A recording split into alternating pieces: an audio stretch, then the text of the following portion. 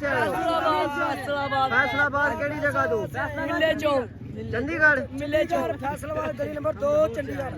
अच्छा चैनल को कौन ओ भाई चैनल नु कौन सब्सक्राइब करेगा? चैनल सब्सक्राइब लाइक करो फॉलो करो चैनल का नाम है सैफ टीवी। हां सर्च करो इथे पैकेज मैं तेनु पैसे देना। कितने पैसे होंगे? कितने पैकेज लगदा? 300 का। मेरा बैटरी खराब है यार अच्छा फिर आप में से कोई पढ़ा लिखा है?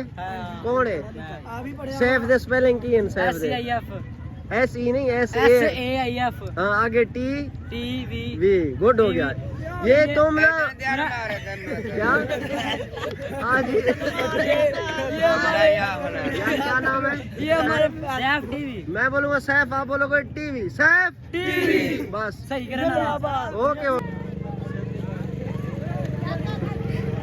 जस्ट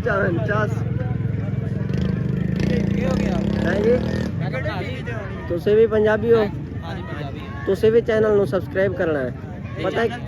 हाँ जी चैनल ते आओगी। चैनल का नाम तो तुसी सुनिया है की? हाँ जी की है? हाँ सर्च करके फिर उसे पहले 30 सेकंड वीडियो चला के फिर सब्सक्राइब करना। हाँ ये सारी वीडियो आती हैं।